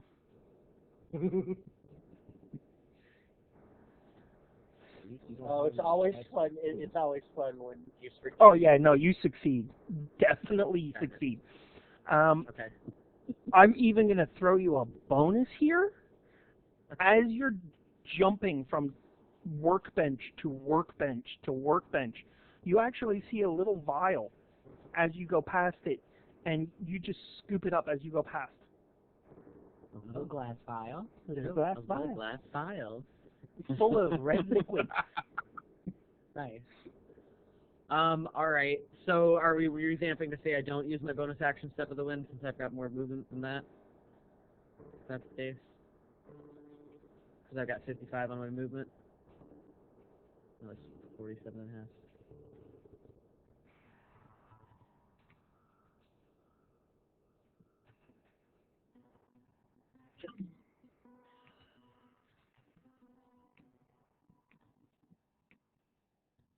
Alright, I'm gonna continue to make my punchy attacks. I will pop the radiant damage into those Yeah, that's fine.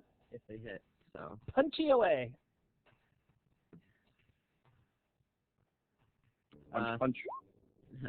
Yeah, Third- no, that third- does not hit at all. and that's 15 on the second. Actually, that does not hit. Okay, I will bonus action Fury of Blows. Yep. Oh, it's another 15 to do. Sorry.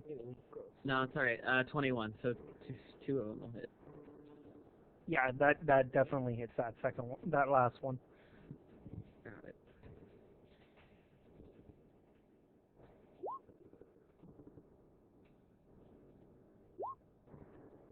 I'll just give you all the damage at once too. Mm-hmm.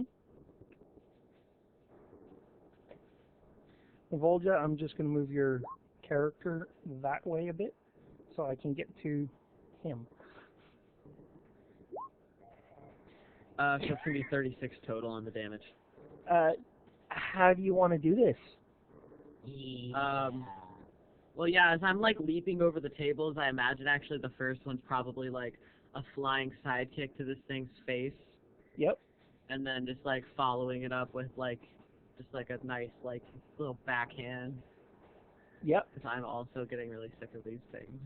So you come do you want me to describe this or? No, have that. Yeah. Yeah, have that. So you come leaping across these tables. Next thing you, Navolja, next thing you see is the Todd's foot come sweeping up, and it kicks the bear under the chin, lifting it up into the air. And then with a roundhouse backhand punch, the Todd's fist comes flying in, crack, and then as the bear is being held up aloft once more, the Todd just brings his foot down in a scissor kick, slamming this creature into the floorboards, cracking, killing.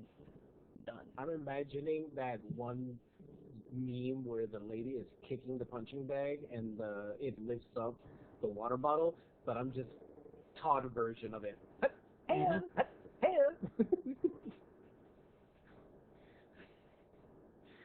that's the end of combat in this room. Navolja, just so you know, I'm glad you actually went to that table, because on that table, you find, what was the name of it? Bodron. Sorry? Bodron. A bodron. Thank you. You find a bodron with its mallet sitting on the table. As you pick it up, you hear the calling of stags.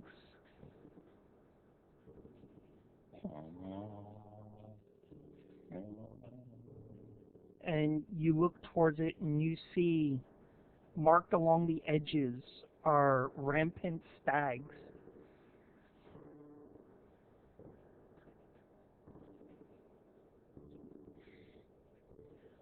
I immediately unhook my fairly plain drone from the straps that keep it hanging from the left hip and just attach the weapon there instead.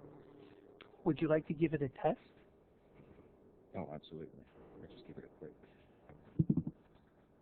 All of you have inspiration. Nice.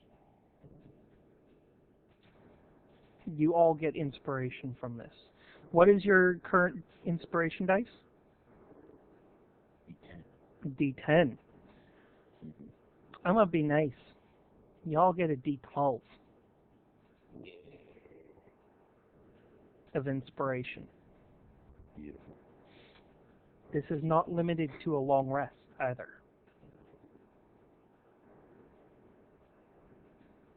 This is not a legendary weapon, folks. This isn't a legendary item. This is a mythical item. They can do whatever the hell I want them to.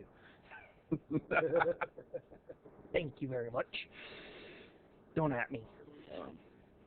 While we're in the room, I just want to do a quick walk around and investigate and see what we can find in here real quick, because something tells me that this was not limited to just the dolls. on that note, By all means. I am jumping on the ceiling and sticking to it. Yeah. Roll perception or investigation. Choose which. It doesn't matter to me. That's investigation. 22. 22.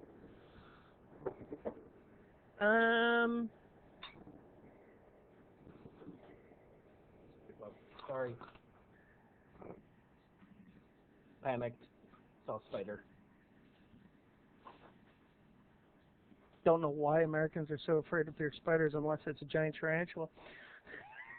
Or a little redback. We have redbacks. We call them redbacks, which are actually... I don't. Yeah, sorry. I'm good. Sorry, Wolf. Sorry, we had that discussion. I apologize. Yep. It's all right. Anyway, I don't need nightmares tonight. cool. You actually do find something.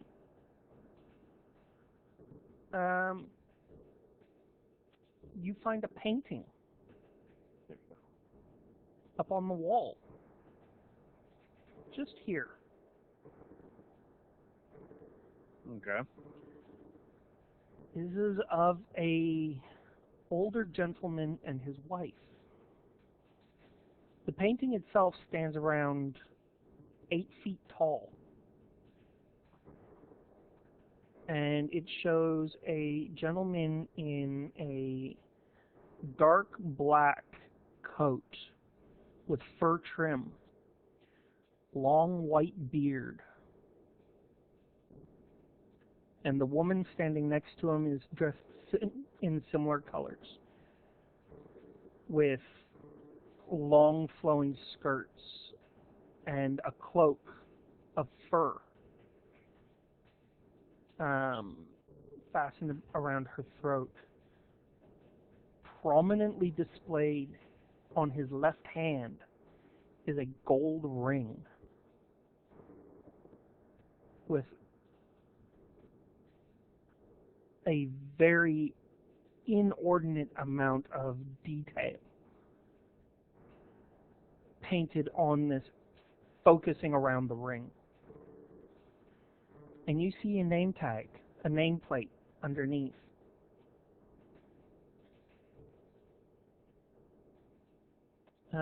Guys, I'm gonna just be right back. There's something going on and I've got to take care of this. Just bear with me. The nameplate says Nikolai of Myar. I'll be right back.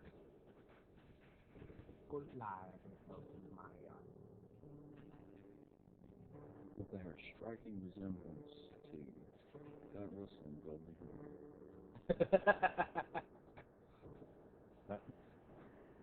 See, my first thought before the beard description came about, I was thinking, oh, wait, hey, it's Burt Reynolds. But no, then makes, long white beard. So I'm like, oh. So, visually, I am, Gron Otrovno is sticking to the wall, like Spider-Manning it up, right in front of the Todd. And I'm just like, trying to say hi in Gron. I thought it was Tim Allen and Elizabeth Mitchell.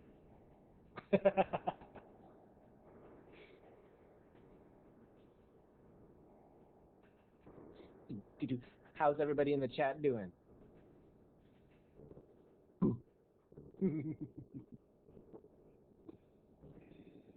Hey, out there in the chat, is my little bug out there?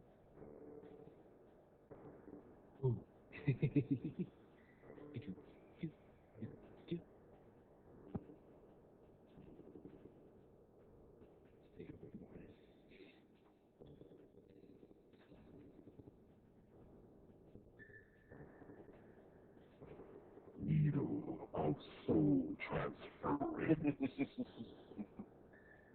Okay, that sound is really badass. I have one of those as well. I wonder if I'll get the chance to play with it. I'm wondering if it's something that has to be attuned to, though, because if it is, I'm SOL. See, I don't like needles aside from my Boldare of darts. Because I'm like... So... I'm not sure what I walked in on that, but okay.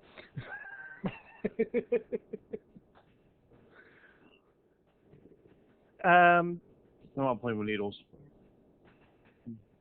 So, Nikolai of Myar and wife. White. That's all the painting says. Can I attempt some kind of maybe history check or religion or what have you to Well, See if I recognize the name. you just came from the stables, Right. so you do recognize the word Maiar. It was inscribed Right. on the front of the sleigh. And this is the town that the gentleman was from. Okay.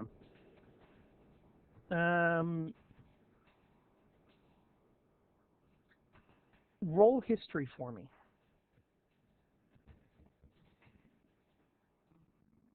I go for a high five. Oh, yeah. Well, that is 18 total. One that I would say. 18 total. You are remembering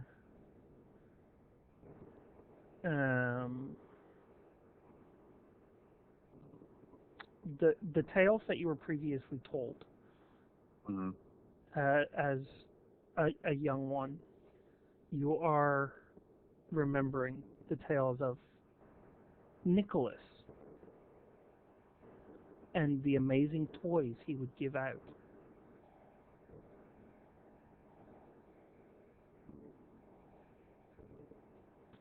So maybe there's some Okay. truth to those children's tales. I will share this with the rest of the group. Translating, of course, into primordial for our current friend here as well. I turn around like, oh. Atrovno, you would know that in your culture, there was a giant toad. The toad of Hoppy Memories. In stone, I'm like, to, oh my goodness, to Urdos.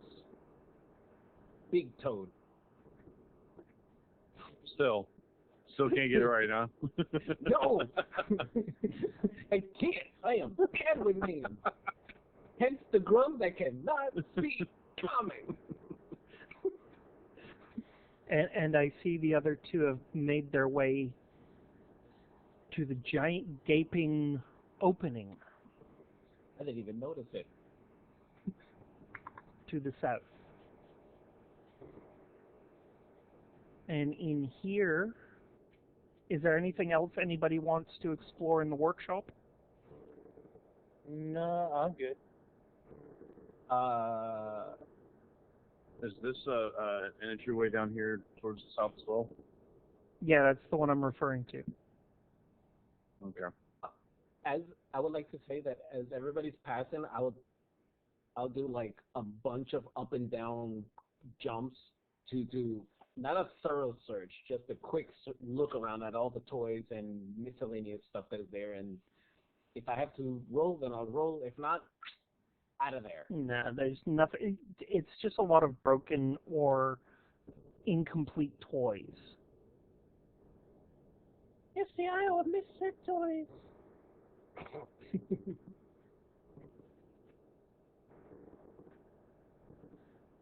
In that case, I'm enjoying the view of all the cool little knickknacks that I'll never see in my village.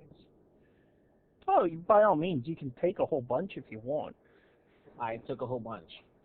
Okay, then. You have dolls' heads, you have dolls' bodies, you have a broken hobby horse, and a complete train.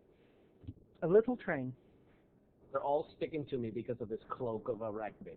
So I'm like, stick this one here, this Yep. toy over here, this toy over there. And you guys And yourself enter. a walking nightmare. You guys enter what looks to be a dining hall.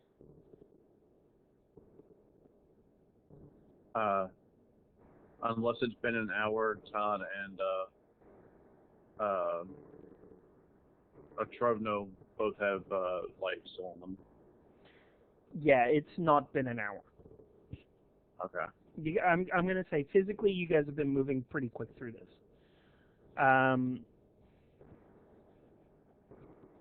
You see the three fireplaces.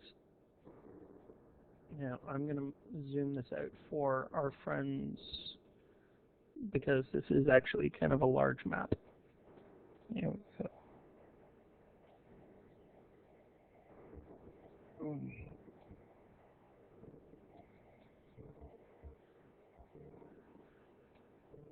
okay, Uther? Mm-hmm. Like, I'm good. The 1d6 psychic damage actually got you? There we go. That's better. Just realized that we have new piano keys playing. Aha! Oh, never mind, it's fine.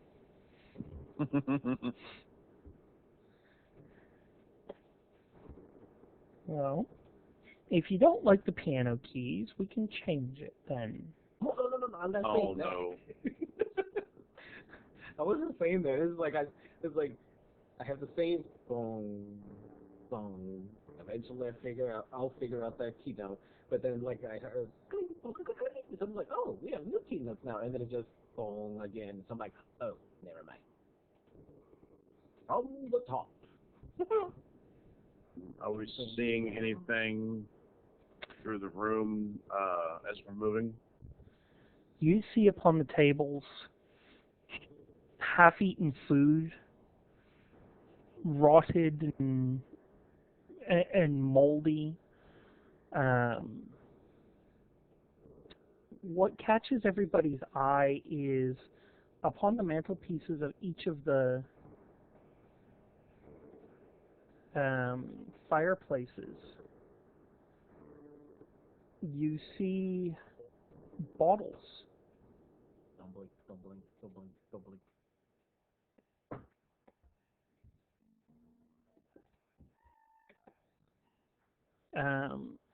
And what you see on these bottles, I'd like everybody to roll a perception check.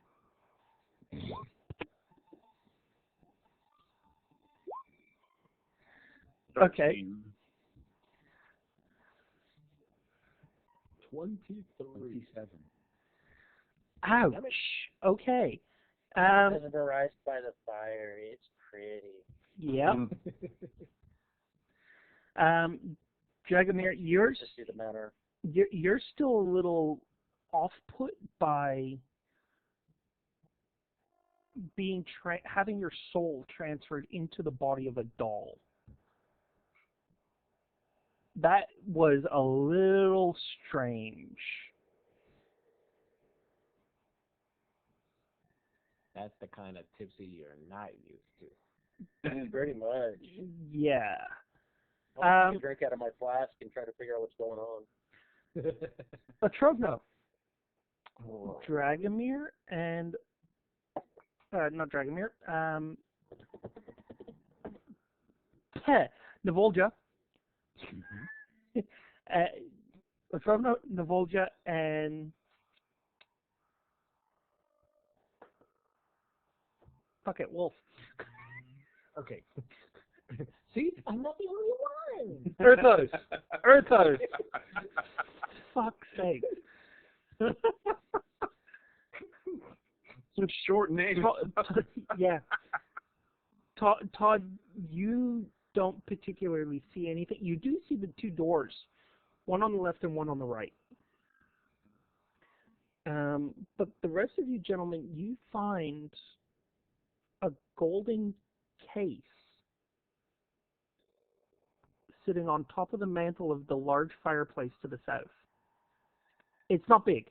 It's not big either. It's easily missed because it's buried behind what look to be dried out bottles of various spirits. Except for this one golden box that seems to be inlaid with jade.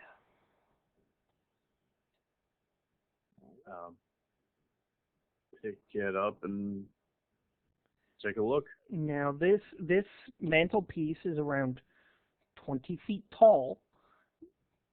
I float up with my winged boots and grab the case. Okay. You pick up the I'm case. on the ceiling. What do you do with it? I just want to roll investigation to examine the case and see if I can determine what the contents might be or its origin might be. By all means. It's 14. 14. Todd, would you describe your monastery's emblem for me? Yeah, so Todd's monastery's emblem, it actually looks really pretty. It almost kind of looks like a waterfall that's flowing into a pool, but it's coming out of a jug. So You see a similar jug as to the emblem that's on Todd's robes, Okay. except for it's not water or a waterfall. It looks like peach blossoms. Mhm. I float back down and hand it to the Todd and say, this appears similar to the symbols on your robes, and maybe it has some significance for you. Roll a history check, Todd, this will go. with advantage. Okay, the first one was a 7. That's why you got advantage. Not 20, but I do have a -1 modifier. No, that's fine. That's fine. Okay. Yay for the nat 20. Right. Todd, you almost dropped the box. This is a legendary, mythical item from your history. Your hands are shaking as you put the box on one of the tables. And as you slowly lift the lid, inside is what looks like a gourd, except it's carved from jade, with a golden stopper at the top and golden ribbon. All of your myths from your monastery surround this one item. Was stolen from you. What do you do? Well, after the Todd is kind of stunned for a minute, just sort of staring at this thing, he's just gonna look to Navoha and just be like, "Thank you, man. Great." And then he's gonna very, very carefully take this lovely item and put it in his stuff. Do you open it? The gourd. Oh yeah. Instantly, the smell of ripe peaches and that have been slightly fermented wafts and hits your nose.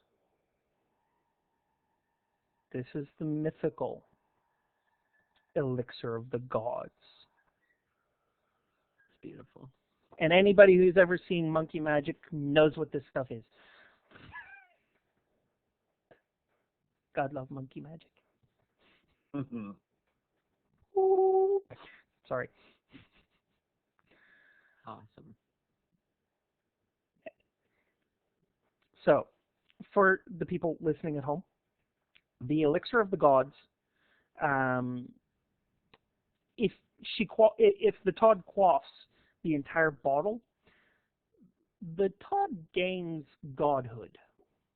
They become immortal. They have a place at the table of the gods with the creators of creation. Yeah. However, it also has healing properties. A sip will restore you. A good swallow will virtually bring you back from the dead. So you can actually use this as a revivify spell, mechanically. Okay? Or it will heal all of your wounds with but a sip. Just to give you a quantifiable amount, you have 20 sips. 20 shots. Got it. That's a lot of shots. It's a lot of bottles. I'm really tempted to just down it and see what happens, but I'm not going to. Godhood, you say?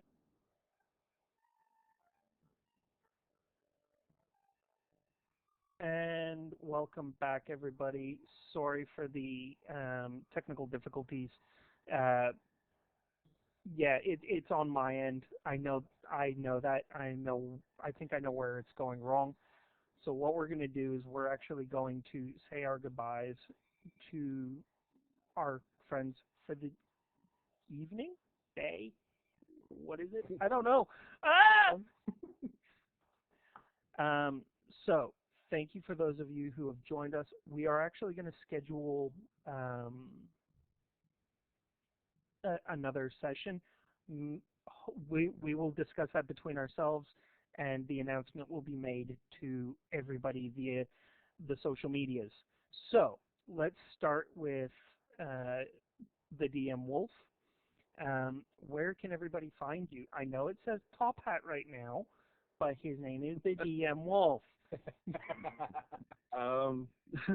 Well, you can find me on Twitter, Facebook, Instagram, TikTok, Tumblr, pretty much anywhere there's social media right now, under the DM Wolf.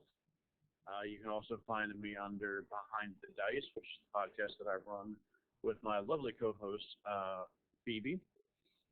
So if you haven't already, please check that out, like, subscribe, comments, all that fun stuff with those. And, yeah. It's a fabulous Look forward to podcast. talking to you guys. Thank you. I definitely recommend. I will put links in descriptions everywhere when I get the videos sorted out. Oh my god. Top Hat, Yes. where can they find you? You can only find me in TikTok. So remember, Lee_top_hat. That's pretty much it. I'm not active in anywhere else, but you'll find me going cuckoo for Cocoa Puff and caffeine in TikTok. Watch his Xenomorphs stuff.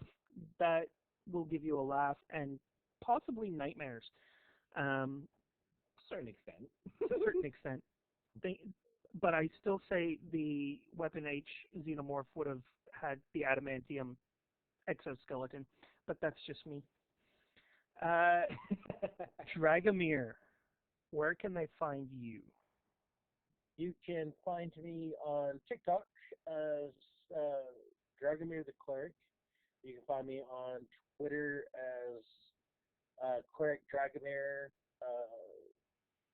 and I run a Discord, Dragomir's Tavern. And that's pretty much the only places I'm active anymore. PsyMerc. PsyMerc, or you can find me under Roll Call D&D. Facebook, Twitter, Instagram, TikTok, the usual. And Damien? So you can find me on Twitter or on TikTok, both using the same username, OddSonDamian, all one word. Feel free to come and have a chat and say hi and chew the fat. And I'm Adam. You'll find me on TikTok and here as Technesis, or on YouTube as Tales of Near and Far. Thank you very much, folks, for joining us. Sorry, chat, I didn't have a chance to look at you guys the whole time, trying to figure out this crap. This is literally my first stream, okay? I feel your pain. Congrats, by the way, on your first stream. Thanks. Yes, absolutely. It's been fun. That you've seen. You are in the UK. I am in Australia. Shit is always on fire here. Well, I can't wait until part 2 of this. Yes, there will be a part 2. We are going to... I will throw some... Chucky dolls, I don't like them. I will say this, there will be no more of those. Goodness gracious. Oh, wait. Wrong. All right, folks. Thank you very much for joining us. This has been a blast. It always has been, always will be. Keep an eye out for more stuff from us, each on our own and all together. Remember, love each other. Respect each other. Do better. Good night. Fiancé!